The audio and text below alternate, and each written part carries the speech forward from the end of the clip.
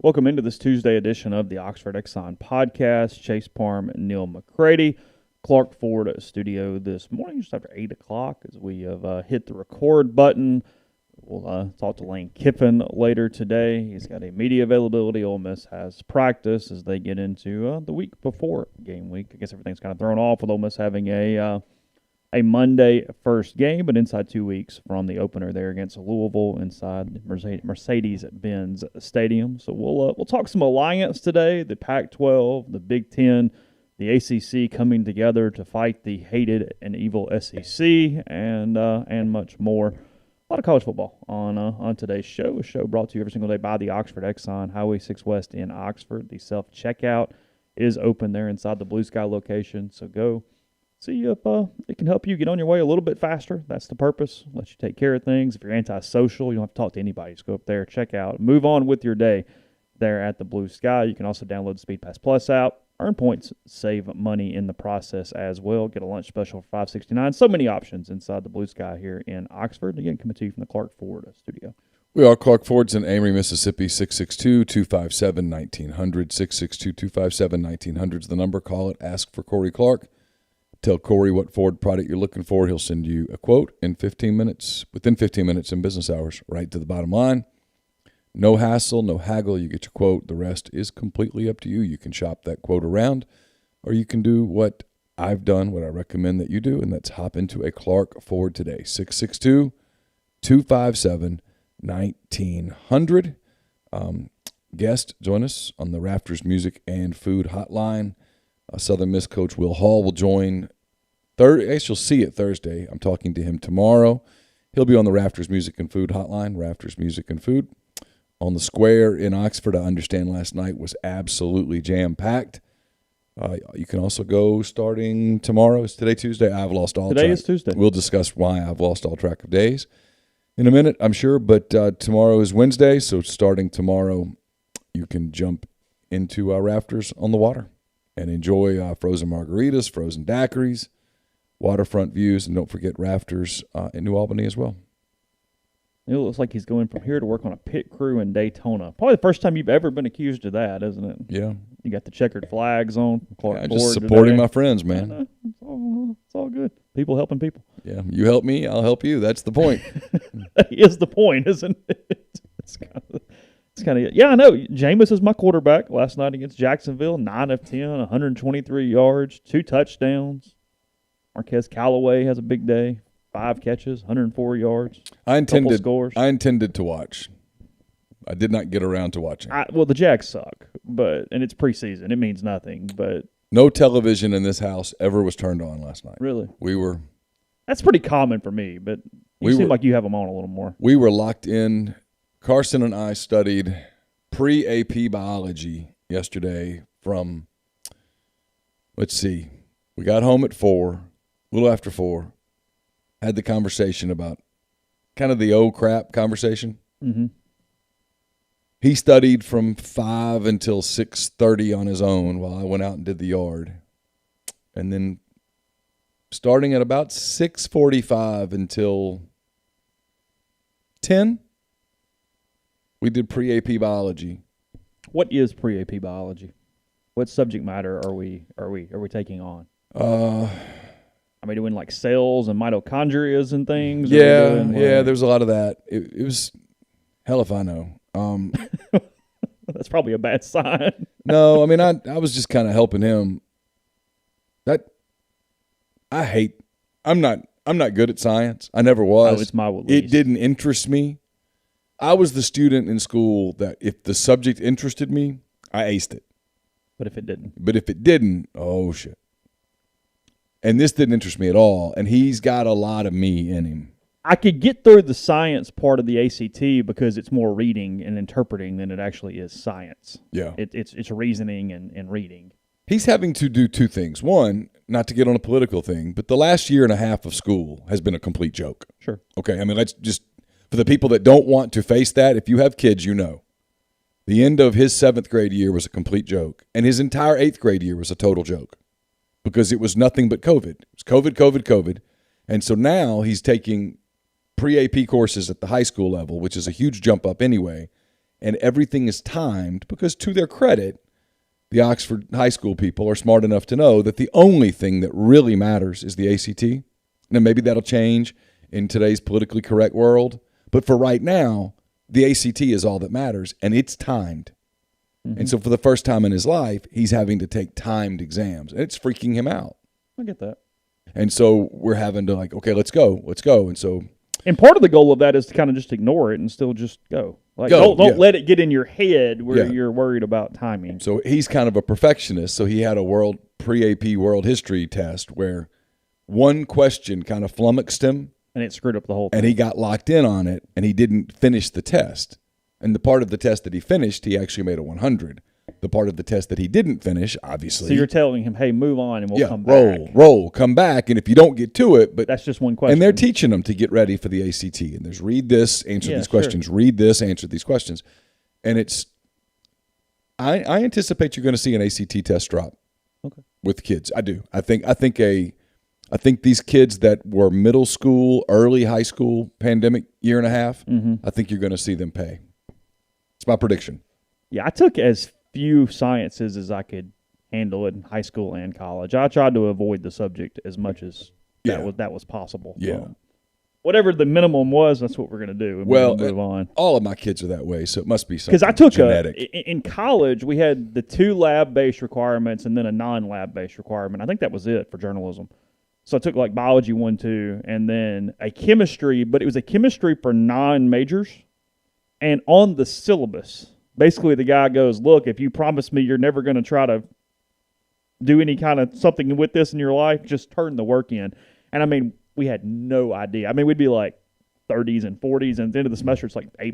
Yeah. It's like, we're all in this together right here. Yeah, it was like nothing but a bunch of liberal arts people. And we said, okay, like he understood what was going on. Well, Campbell called me last night from Fayetteville, and when she called, we were in the middle of really studying, and I was like, I don't have time to talk to you right now. And I could tell that I kind of hurt her feelings, and I texted her later, and she texted back with, what class is it? I said, pre-AP biology. And to her credit, Campbell, who will always find the shortest route, the most easy route to a solution, well, just don't take pre-AP biology.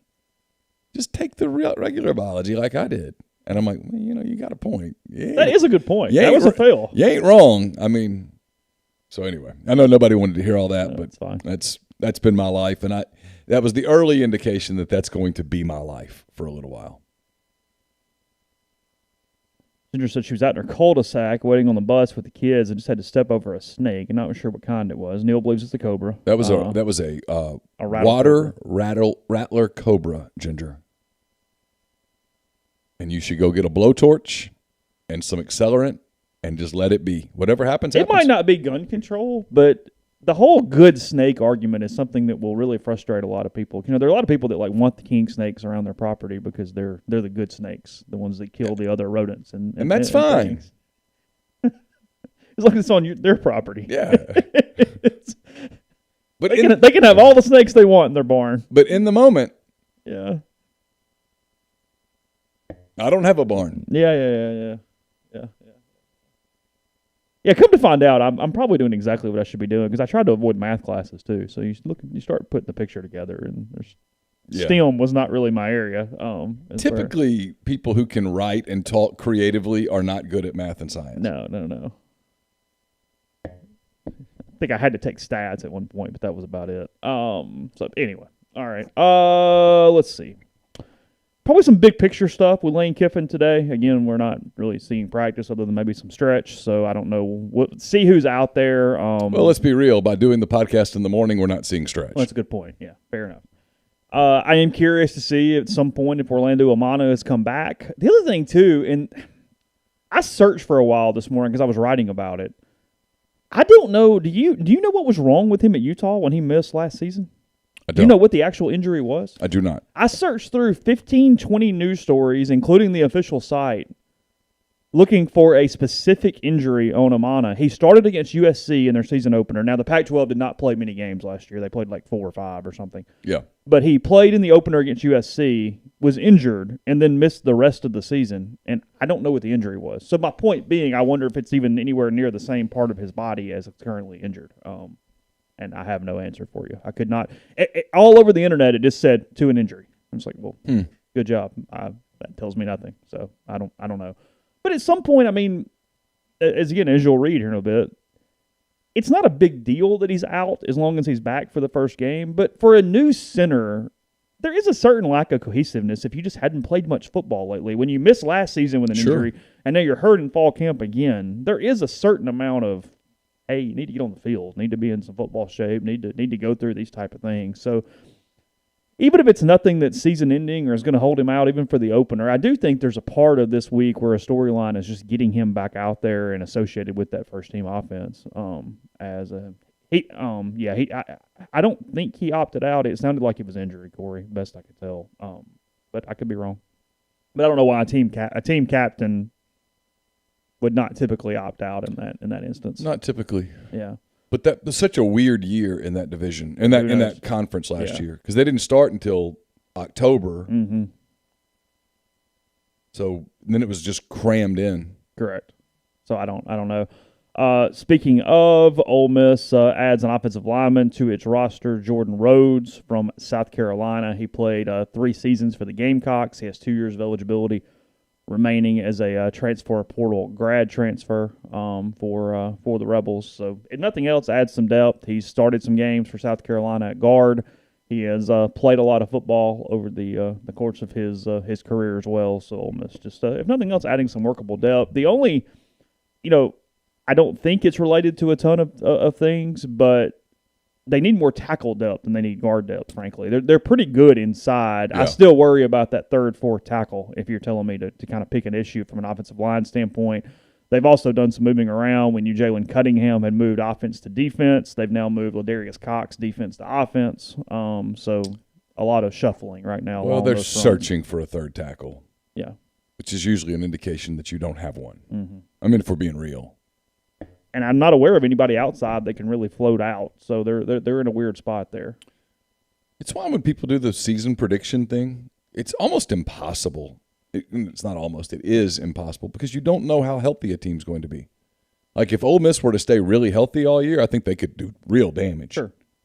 But 2 key injuries. And all of a sudden you could become a pretty mediocre team pretty fast. Mm-hmm. So I don't know. Those are kind of where that's at. But they've added Rhodes. I have no idea when he's here, suiting up, nothing. I don't know. I would guess he's here. Guess he's here. I mean, he'll have an acclimation period. Yeah, they play in 13 days. Yeah. I don't know how long since he's put a football uniform on. I guess spring at South Carolina. Probably. He joined the portal August 13th. So it's been a pretty quick move here. I'm surprised he's eligible to play right away. It was because he graduated, right? Is there a loophole for that? I guess so. I don't know. I mean, I'm taking their word for it, but the state said he jumped in the portal on August 13th. I'm quoting them. They're typically pretty good, so I'll go with it. That's the only explanation I can come up with. Yeah, otherwise he was not in by the deadline. Yeah, to do the one-time no penalty transfer. I don't know. Yeah, because I mean, Ole Miss said in the release he was immediately eligible. Yeah. Assume they would know. They've been right 99% of the time, other than Jordan Wilkins. So I mean, it's probably look unless it's about endothermic or exothermic energy right now. I just don't know. I'm just going to take their word for it. Blake says graduate transfers play immediately. Okay, good enough. There you go. Yeah, see, sounds as good as anything. So he's got a degree from South Carolina, so he can play. There you go. That's correct. Good enough. Look at us solving the world's problems. Yeah. We'll give y'all some producer credit. So anyway, we'll come back, really make it the second segment, talk about the Alliance, go through a lot of this. I have a feeling that I have read more than Neal has on it today. I've read nothing. So we'll talk about that. I think it's going to be announced today. If you want to associate some reading with what we're telling you. A catalyst slows down the reaction. Well, that's true. But also assist. The energy, what was it? Energy, it was EA something, accelerates. I mean, it must be present to start a reaction. A lot of that's common sense. We don't understand the terms of how to. Yeah, we were working on code words. Oh, were you? Yeah. Kind of like how to spell things and different things where you got like the sentences you say. Yeah, like endo means in, exo's out. If you see anything with thermal, it's heat. You know that there's a key. You just true. associate those things. Go that way. We're not trying to master this. You're not going to be a doctor. Let's go. Let's just do okay. Okay. You're not going to be a doctor. Just get done. Yeah. Like Caroline sent me the text that I'm sorry, buddy. My mind is gone. Caroline sent me the text that headed to finite math, and I was like, oh God. I had the 2-year reaction. As opposed to infinite math? At Arkansas, for freshmen and business majors, you have to take finite math. I didn't know anything about finite math until 2 years ago, and my bank account learned a whole lot about finite math. Really? We did some serious tutoring to get that B in finite math. It was brutal. Anyway, I'm sorry. I will now focus and get myself locked in. Okay, we'll talk plenty of Alliance in a second, just so we don't have to stop 5 minutes in. I'll tell you about Northeast Spark, NESPARC.com. Got the Ignite package, that's 100 Mbps, or the Blaze, the 1 gig that powers the Clark Ford studio. I've got it at home as well. Your hometown team bringing you world-class broadband. NESPARC.com, 662-238-3159. Phone service available, parental controls, network security, and much more. So call the office, find out if they're in your area. They're in most neighborhoods here locally right now and ready to go. Again, NESPARC.com, 662-238-3159. We're brought to you by Dead Soxy. Go to deadsoxy.com. Just enter the promo code Rebel Grove at checkout. You get 25% off your entire order of the best socks you'll ever put on your feet. Deadsoxy.com. 7 South Tailgating provides a level of service that is unlike any other. Their team is passionate about serving fellow Rebels, and it shows. If you use their service once, you'll never tailgate without them again. Let's go to 7southtailgating.com or call 662-321-1682. We're also brought to you by Game Changer Patch Company. Game Changer developed their own custom blend for treating hangovers several years ago to help reduce dehydration, prevent sleep deprivation, and help process alcohol. Game Changer patches are the only 2-patch system available in the market, so you need to check it out. It works. I've tried it. You should try it for yourself as well. GameChangerPatch.com. Enter the promo code RebelGrove20 at checkout for 20% off your purchase. ACS is owned and operated by Clay McNutt in Baldwin, Mississippi. It's Automation Control Systems LLC. It's a complete electrical control system solution provider and a Rockwell Automation recognized system integrator. They have a full-time dedicated emergency service and troubleshooting staff and a UL 508A panel shop. They can custom tailor software packages, custom design electrical control panel solutions, and so much more. To learn more, go to acsllcms.com or call 662-601-4381. And we're brought to you by Pinpoint Commercial Real Estate based out of Jackson. They service the entire state of Mississippi in all commercial asset classes, such as retail, office, industrial, and land. Sam Cox and BB Mitchell are Ole Miss graduates. They utilize their unique skill sets to execute on assignments and increase value for their clients. They have properties such as the Village at Madison. You should check that out as well. So just get in touch with them, 601-586-3220. Podcast also brought to you by Community Mortgage, Oxford, Memphis, Soto County, and Chattanooga. All underwriting and processing is done in Memphis. You're getting local underwriting and understands your market.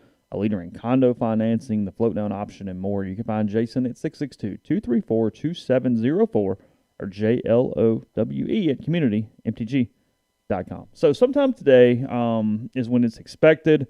They are going to announce this formal alliance partnership. The alliance sounds very strong and powerful and warlike there for those 3 conferences, the Big Ten, the Pac-12, and the ACC. But what's going to be interesting is how concrete it is. Is this just an ideology thing? Is this more of, no, these are the absolute set parameters they're going to do? What is this going to look like? So in essence, here's what it is.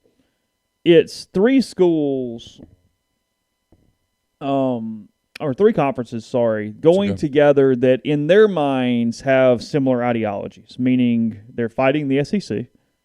They are the academics of the country, because that's a big key here. Yes. When they combine together, they make up about 40% of what is it, the AAU or whatever it's called. They make up that, and that's important. So they still worry about that.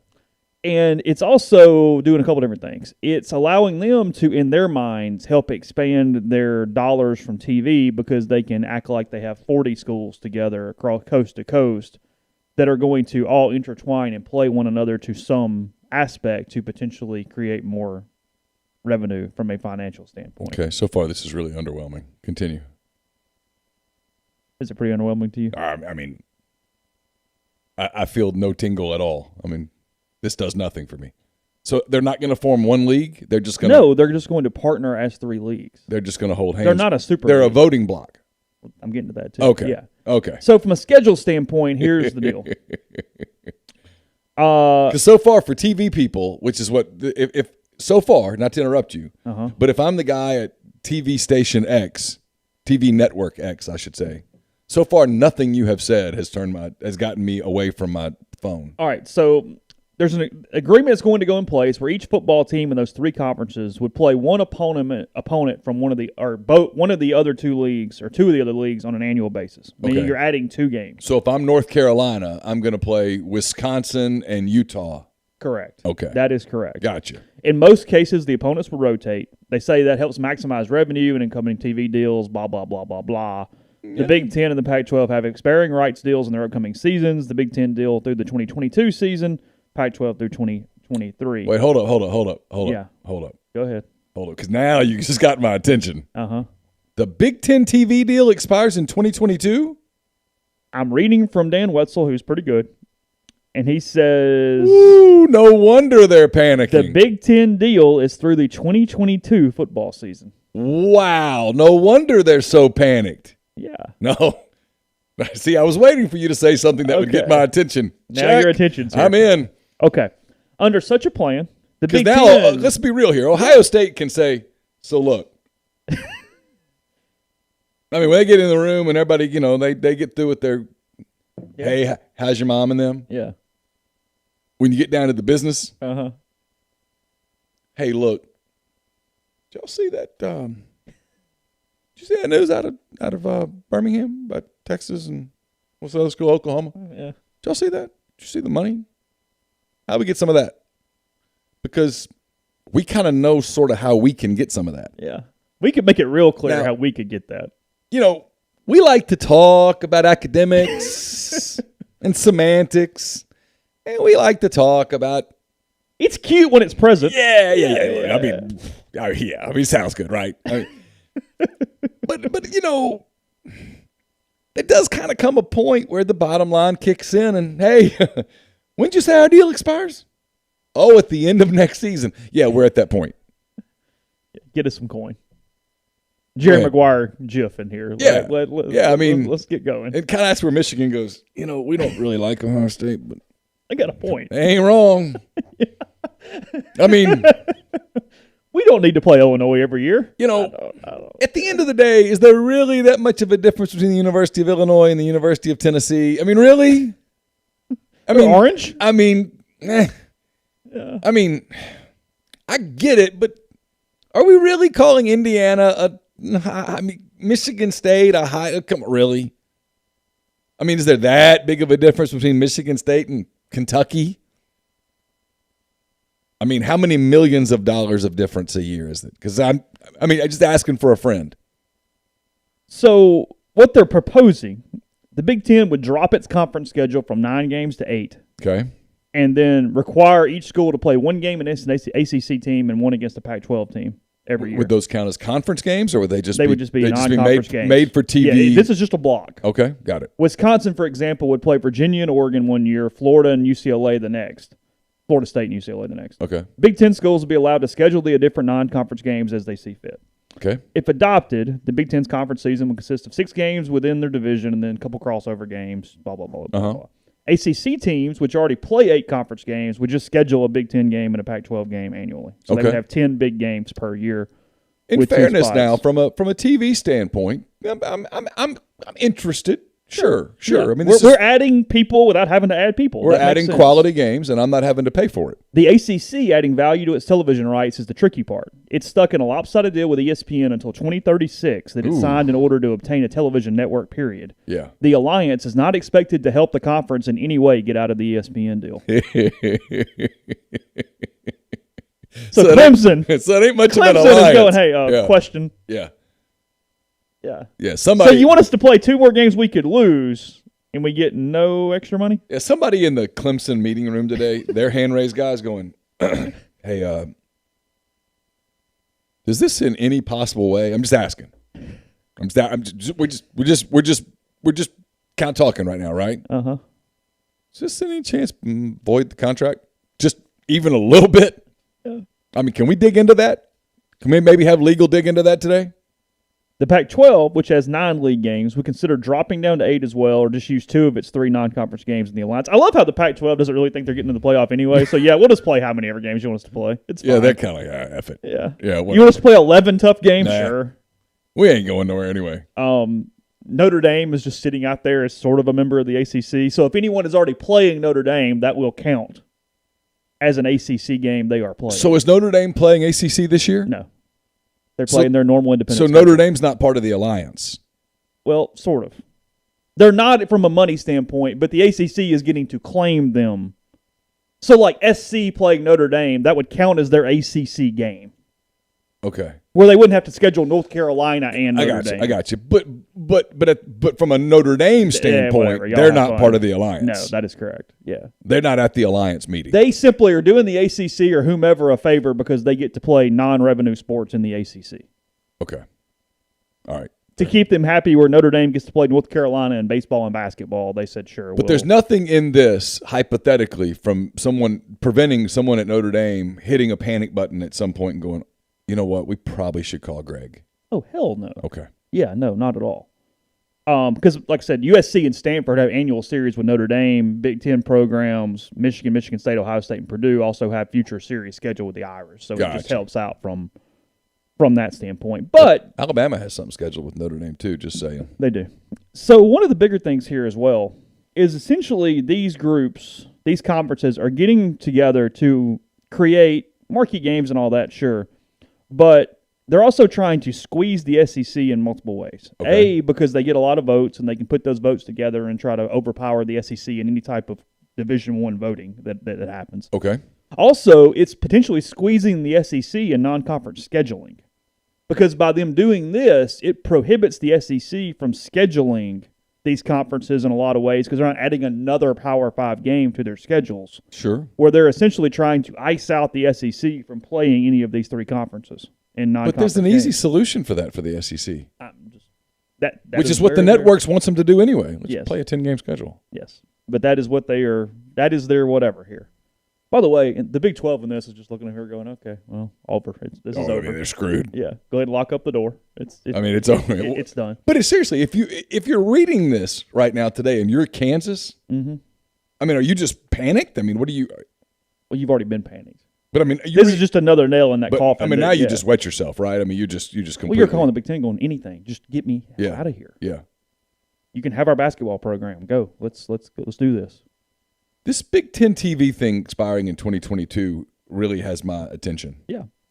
So point being, 4 ACC teams have annual games with in-state SEC rivals, as you're aware of. Those games would continue, but there'd be a decided lack of available non-conference dates for other SEC teams seeking major opponents. Some of the problem, though, in this, I was reading, it wasn't Ralph Russo, but he retweeted it earlier today, is that the Alliance is talking a really big game, but there's some problems in this ends of the ACC doesn't have a lot of available dates in the upcoming years for these games that they're supposed to be scheduling with the Big Ten and the Pac-12. Yeah. So if you've got to buy out a bunch of opponents at 7-figure sums, is it even worth it to the ACC schools? Because what are they getting in return to then? My God, Clemson, his hand is up. I mean, he is in the meeting. No, but seriously, Clemson might be told, hey, you got to buy out $4 million worth of opponents to then go play SC and the hand-raised guy in the room at Clemson is sitting there, and he's wanting to interrupt every speaker. He's like, hey,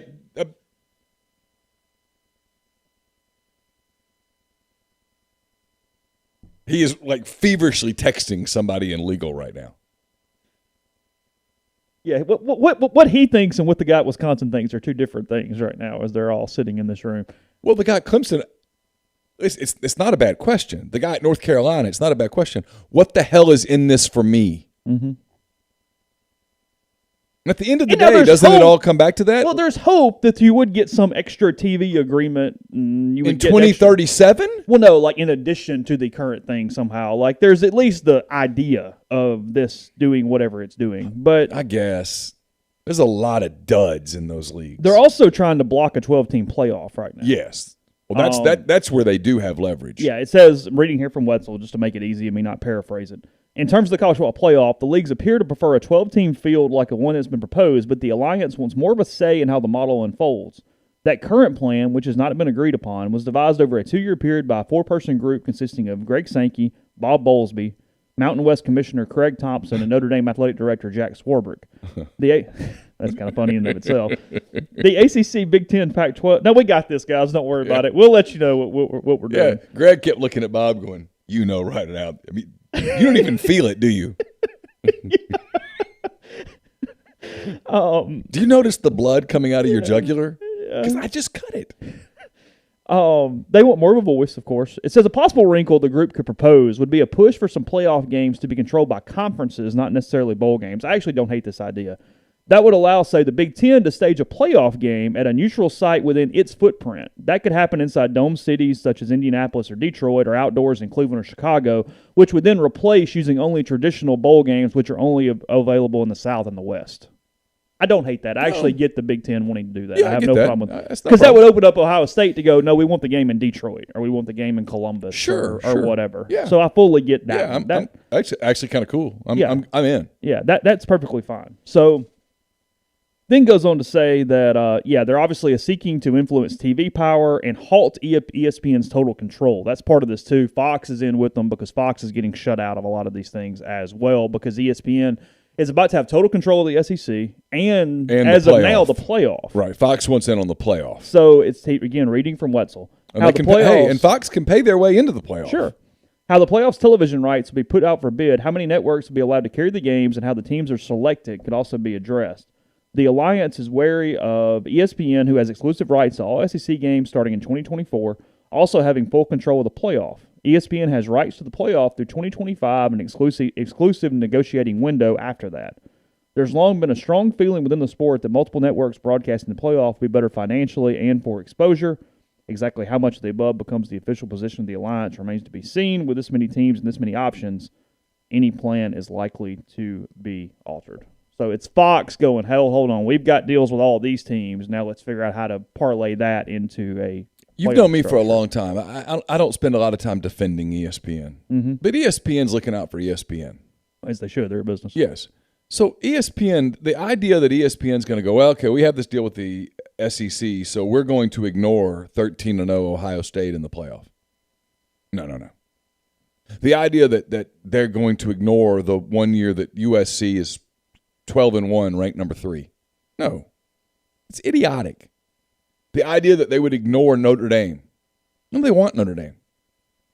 They'll be more than happy with Alabama, Notre Dame, or Ohio State, Notre Dame. No, I mean, they'd be euphoric.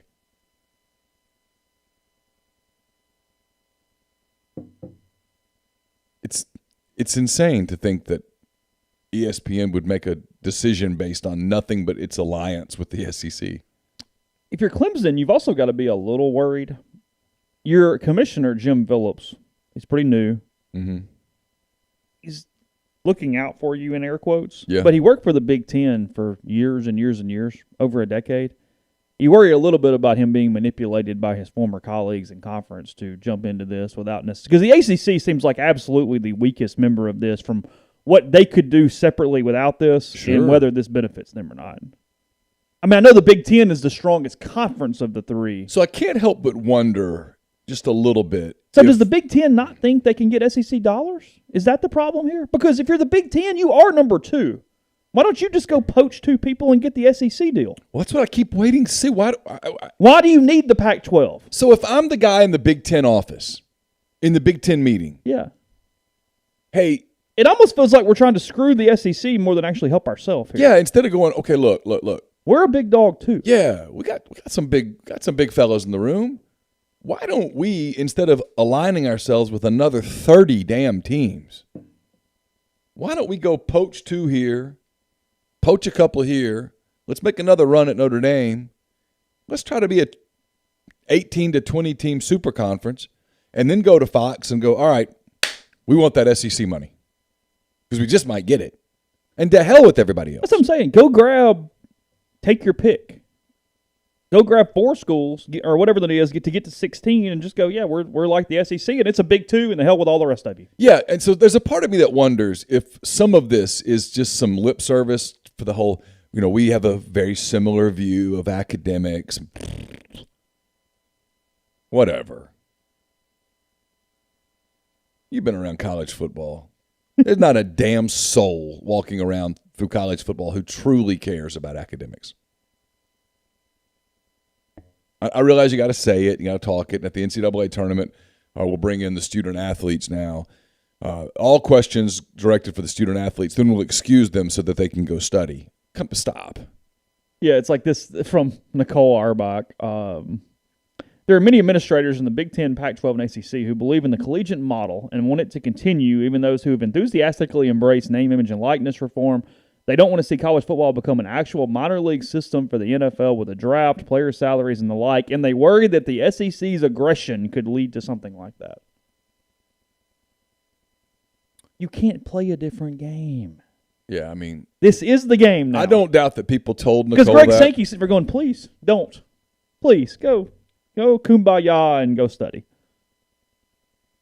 Greg Sankey's deal. He did an interview. I put this in 10 Thoughts. I don't know how many people watched it. It was really good.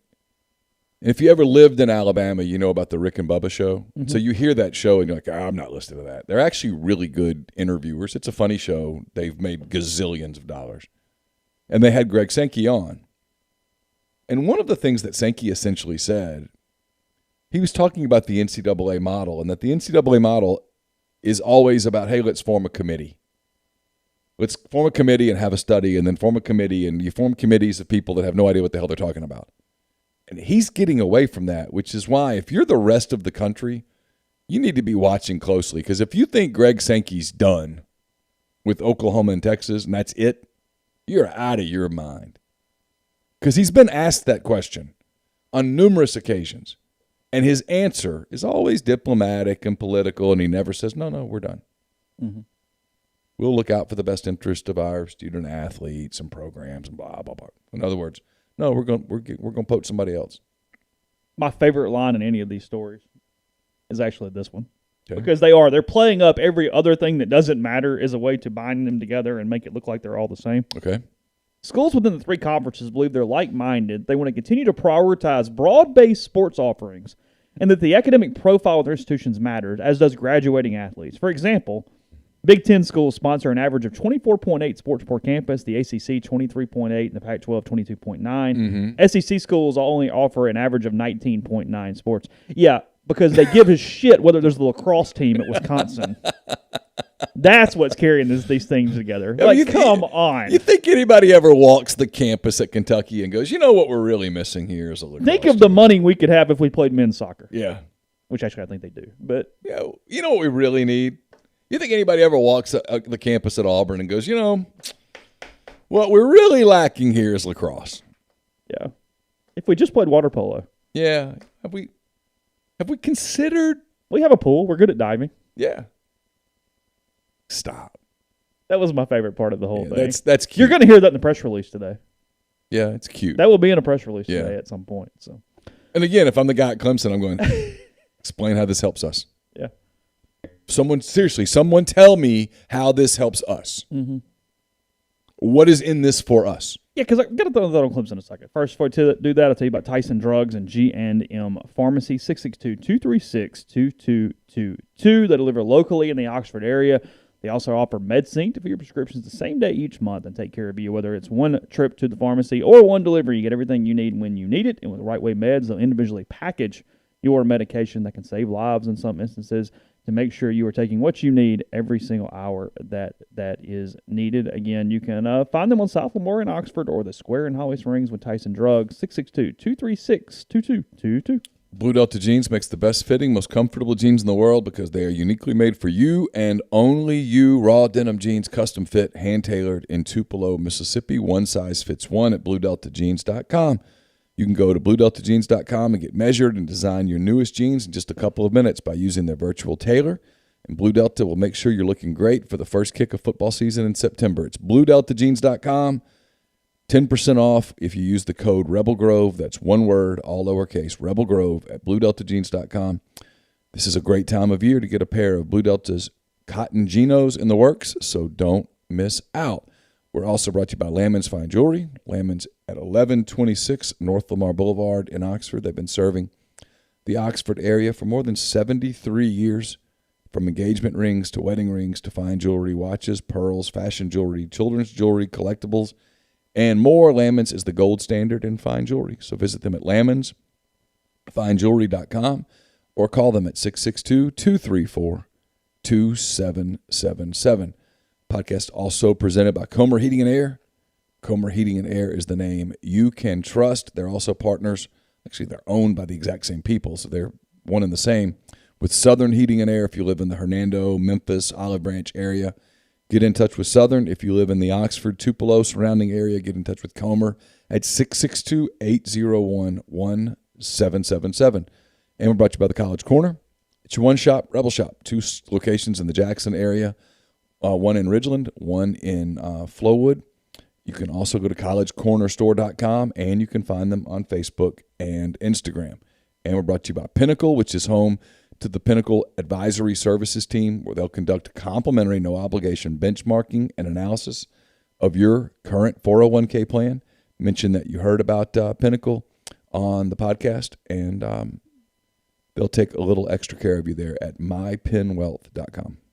For all your real estate needs, check out Nick's Tan and Associates here in Oxford. That's nickstanoxford.com, 662-281-1200. Help you with either side of the buying and selling process. Go to the website. You see gallery view, map view, talk with an agent, and much more. I've used them multiple times, and you should too, to make an easy transition, whether, again, you are buying or selling here in the Oxford area. Tons of experience. Clay's also your District 12 House Representatives member as well. So you can find them online, nickstanoxford.com, 662-281-1200. So if you're Clemson, don't you at least have to call Kevin Warren and go, hey, what if we just join your league? I mean, can't we just cut out a bunch of this other crap and we just join you? Yeah, it's but I don't understand this. We'll play Ohio State. It'll be cool. The only explanation for this is that the presidents are like, we really need to do this. I just think when the TV money gets real. And the Big Ten is real right now. Because the alliance there's no contract, right? They're not like agreeing to a term of. I mean, I'm sure there will be some type of contractual basis, but I don't think it's anything overly concrete. Well, if I'm Ohio State and Michigan, I'm not signing jack until I see dollars. Yeah, you can't just hope this turns into $40 million. No, hell no. Not when you could join the SEC with a phone call. And again, yes, it's pro rata. They would pay it. And yes, it's real. When people go, you're making it up. No, it's real. Do I think it's going to happen? Probably not.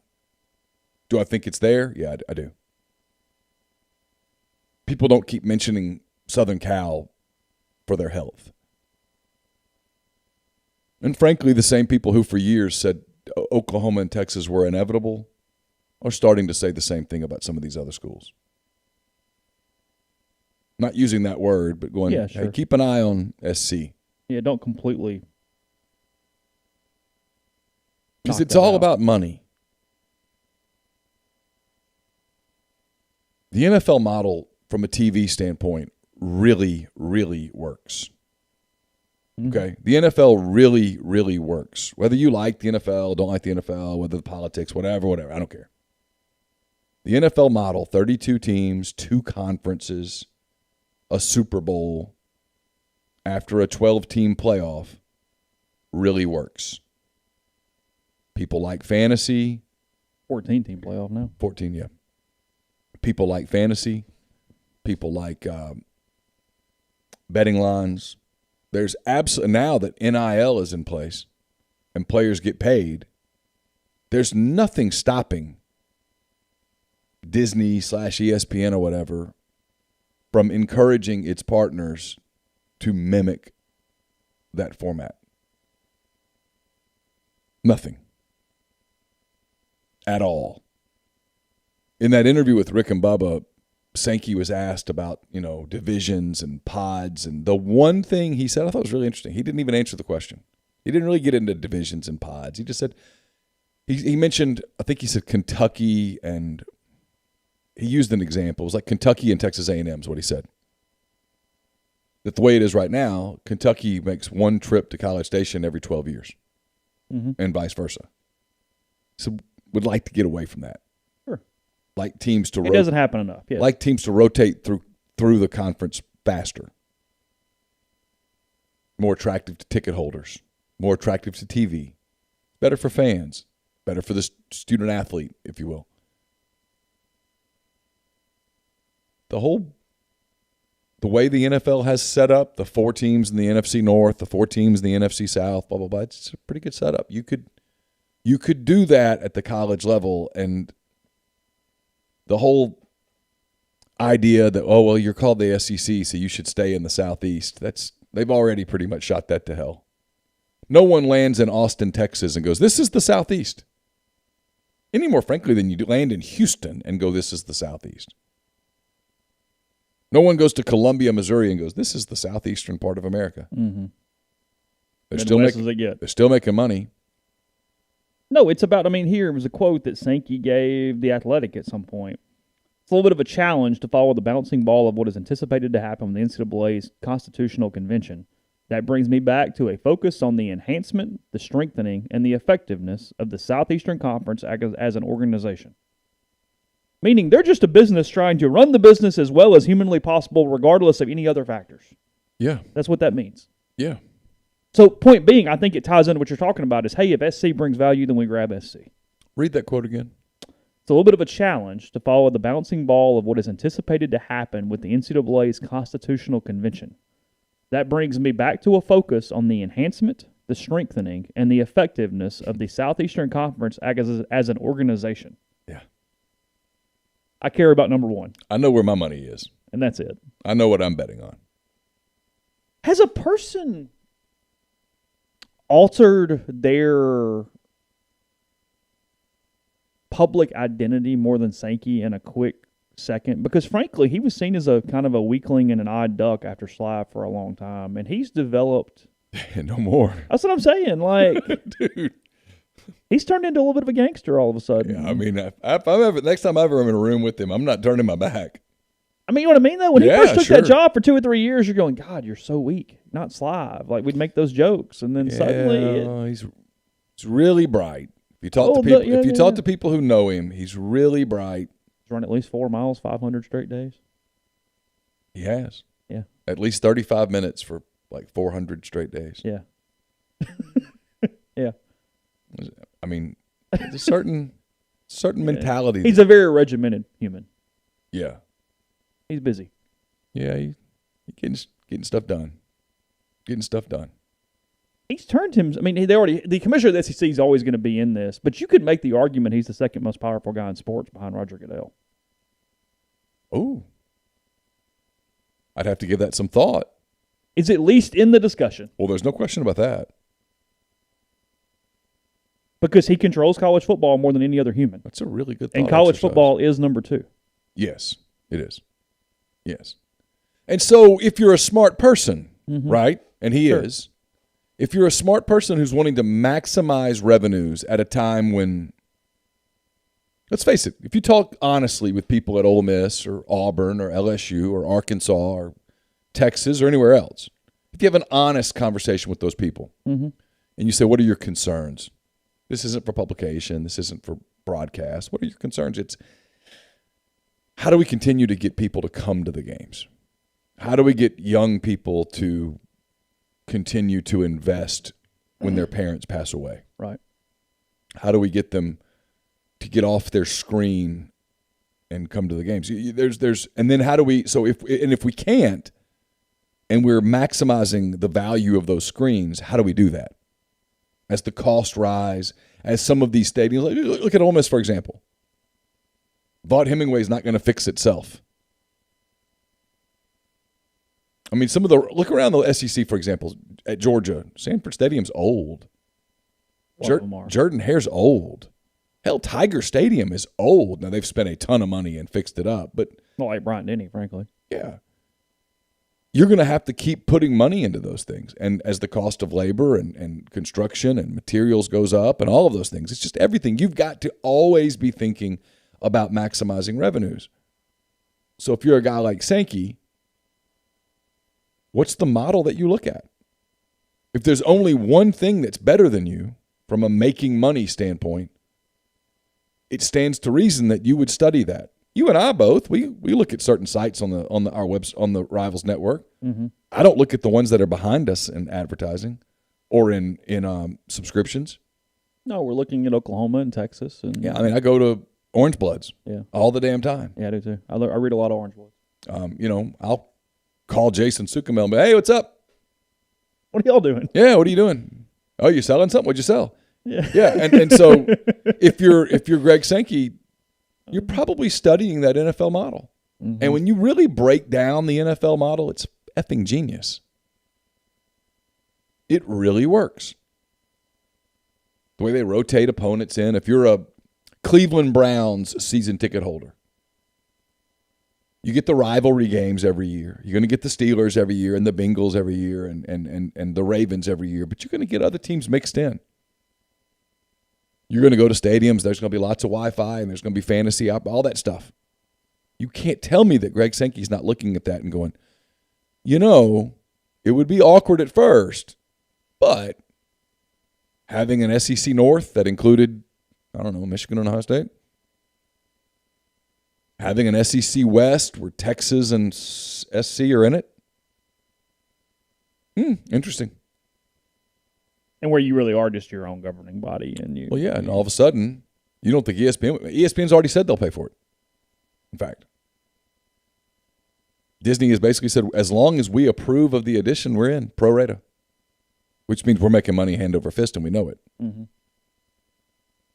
And now you can kind of get away from the guilt of chasing the money because the kids are getting paid.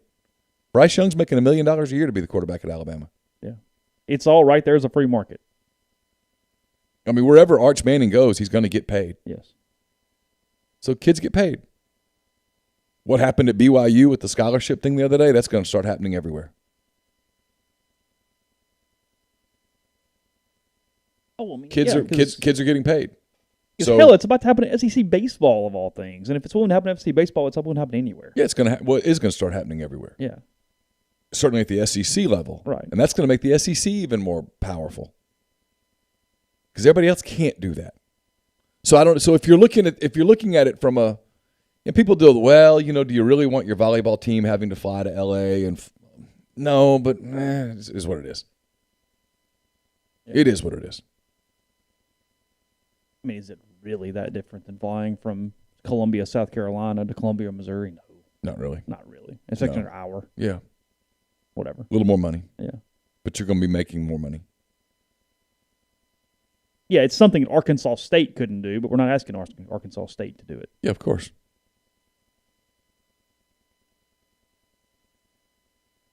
I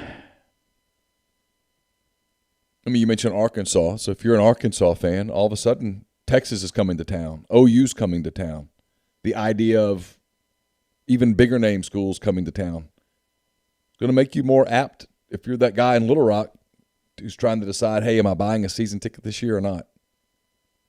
Well, if you want to get into the game, if you want to be able to go to that Oklahoma game or that Texas game, you'll buy a season ticket. You mentioned Arch Manning. I was talking to somebody about it yesterday. Obviously, Ole Miss would like to sign Arch Manning for his ability on the field. Number one player in the country.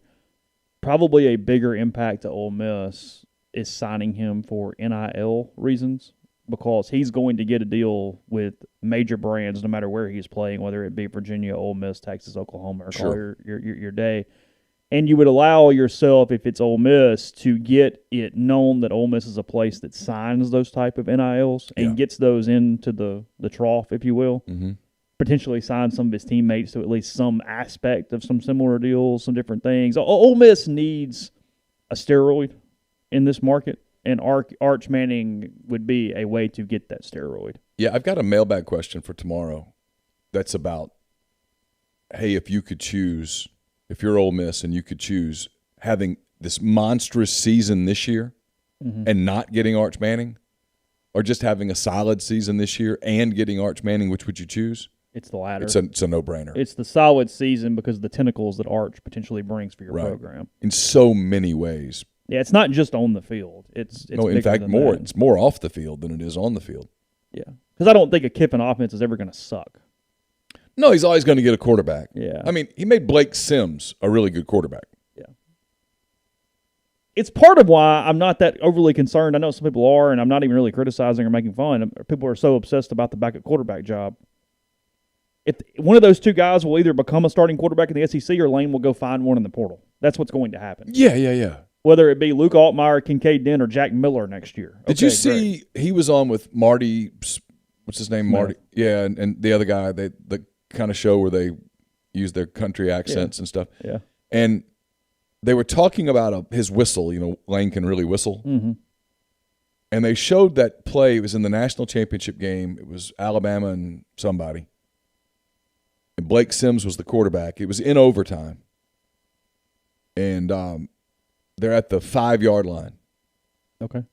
And Kiffin, standing on the sidelines, notices that they need to audible into a different play and uses the whistle. And Sims turns and looks at him, and they do a quick signal. He changes the play and basically runs a pick play to the right. Touchdown, win the national title. Mm-hmm.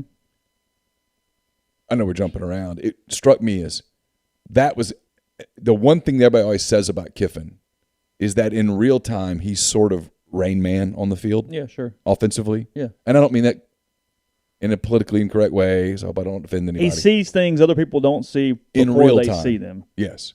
He sees things in real time that other people see on film. Yeah. And he made that change. If he can make Blake Sims, who, listen, was a really good quarterback, but come on. If he can make Blake Sims he can do it with. Blake Sims was a running back. Yes. When he got to campus. Yes. Because he was the guy that Saban got mad at because he kept scoring against Ole Miss in 2011. Yeah, when Saban turned and yelled at the offensive coordinator. Yeah. And his coordinator goes, "We're running dives." Yeah. What do you want me to do? Yeah, the coordinator literally said, I'm running the same play over and over. And I think Saban's answer was, well, stop running it. But that was Blake Sims. Yeah, correct. Yeah. So my point is it's not about getting a quarterback. It's, to your point, what Arch Manning would bring to that program is it's so much bigger. This is the wrong word.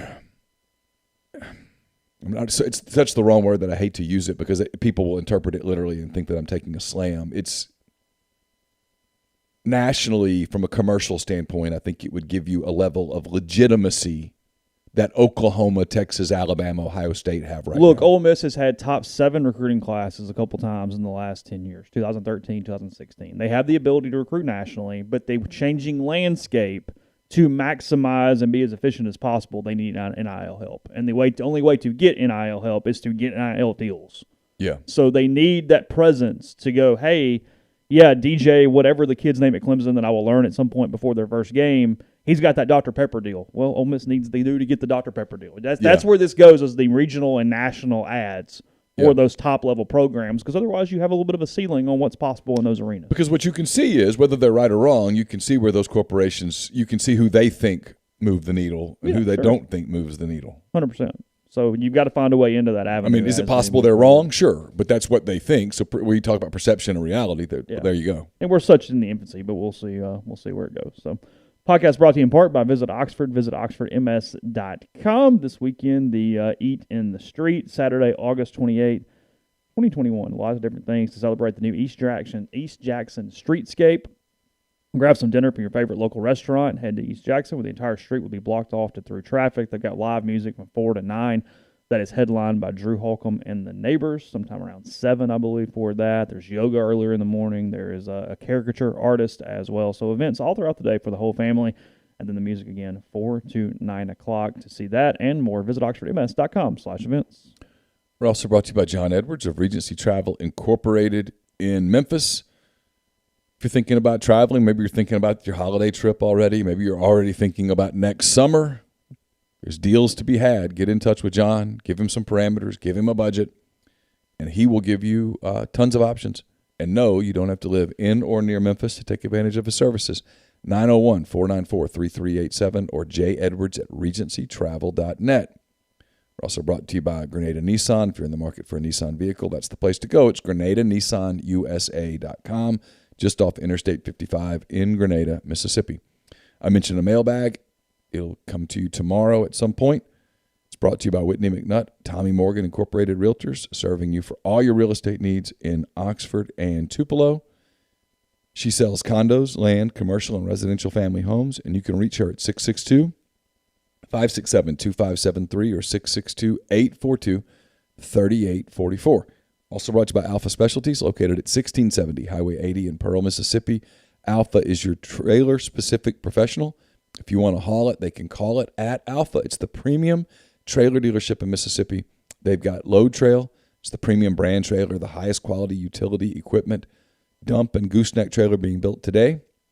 They also have Hallmark cargo trailers, one of the most quality cargo trailers on the market, perfect for hauling goods to markets and shows, ATVs to deer camps, and more. And they can work with third parties to have game day trailers and concession trailers built just for you. 601-932-9798 or check them out at alphaofms.com. Also brought to you by The Rogue. The Rogue is your destination for fine men's clothing. Their stylist hand-select pieces from top designers. From work to lifestyle to nightlife, there's the perfect something for everyone at The Rogue. All the best items from Peter Millar, Martin Dingman, Jack Victor, Duckhead, Halsey, True Grit, and more at The Rogue. 4450 I-55 North in Jackson or therogue.com. And we're brought to you by Joey Erickson at Heron Gear Chevrolet. Let Joey help you find the vehicle you're looking for at a price you can afford. Choose from a full selection of new Chevy vehicles or get a great deal on numerous brands of reliable pre-owned vehicles. Give him a call or text at 662-571-2367 or check him out in person, 1685 High Street in Jackson. Test drive that new or used vehicle you've been wanting and let Joey earn your business. Mention this podcast or the Soft Verbal podcast, and with any purchased vehicle, you'll get a $50 gas card. ESPN updated their NFL power rankings kind of post-draft now as the preseason is getting under the way. I thought the Saints, interesting spot, just so I had them on my mind because of Jameis last night. Down at 19, so pretty far out of the race a little bit at 19. Your top, let's say 14, because there are 14 teams make the playoffs. Colts at 14, Cardinals at 13, even though they're in a division that's going to make that very complicated for them. Cowboys at 12, seems high. Steelers at 11, 49ers at 10, speaking of that division.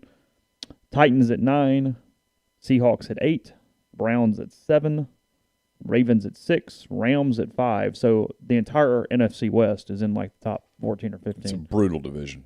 Packers at 4, Bills at 3, you love them. Tampa at 2, and then the Kansas City Chiefs at number 1.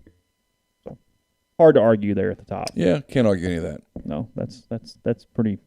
I can tell you the Bills were really impressive on They're good. Saturday. They're fun too. Yeah. They're one of the more fun teams to watch for me, and that would not typically be the case. They're big, they're athletic, defensively they're solid.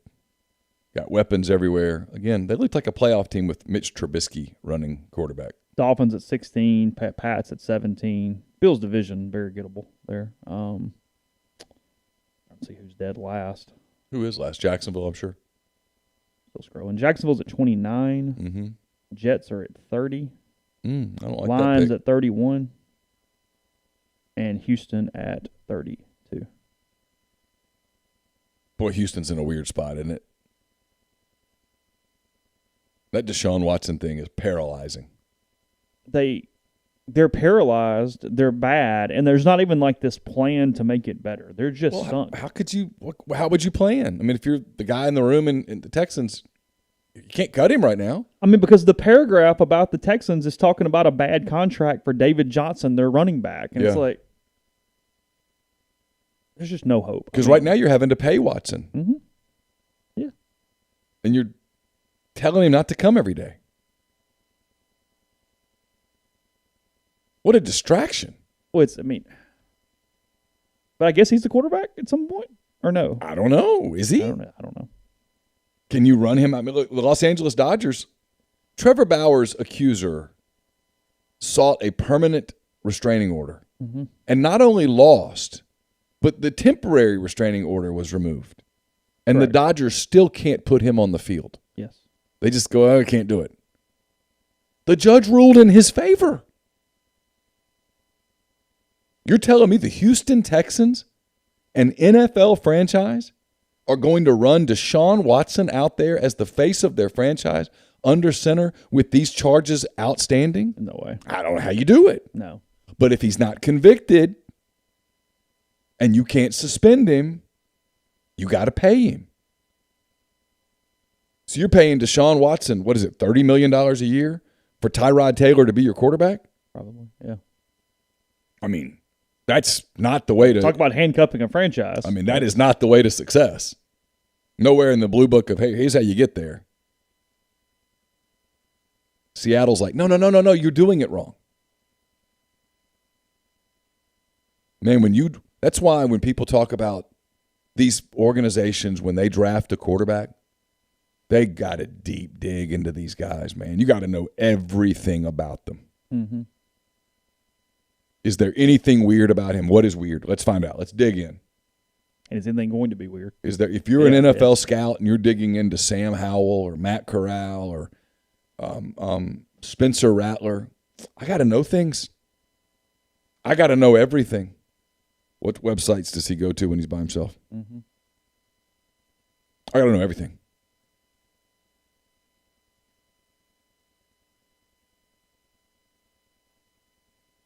Well, the Giants look back now and go, "Whoo, man, that Eli Manning thing was great, huh?" Yeah, that was nice. Yeah. I mean, I think we get 15 years. Okay. yeah. And you kind of see why they were attracted to Daniel Jones. Oh, of course. I mean, he probably made a mistake, but you can see in the light of that, when you look at these things that happen, you can see how they looked at Daniel Jones and went, he is a lot like Eli. Yeah. Coming up here in a couple of days, what do you want to talk to Will about? Oh, big picture stuff. I'm going to ask him a little bit about, if we get there, about that moment when I think he was the Ole Miss offensive coordinator for a few minutes. See if I can get him to dive into that. Yeah, of course. Because I think Will Hall believes, and I could be wrong, but I think Will Hall believes that if he had been hired as the offensive coordinator at Ole Miss, that they'd still be there right now. Mm-hmm. Change history a little bit. I can't say that he's wrong. I don't know. Yeah, I don't know. It's interesting. I mean, I think they would have run a far more modern offense than. What would you have known with Matt Corral? Yeah. When you looked at that from the outside, and he did. What'd you see? What'd you see? Yeah.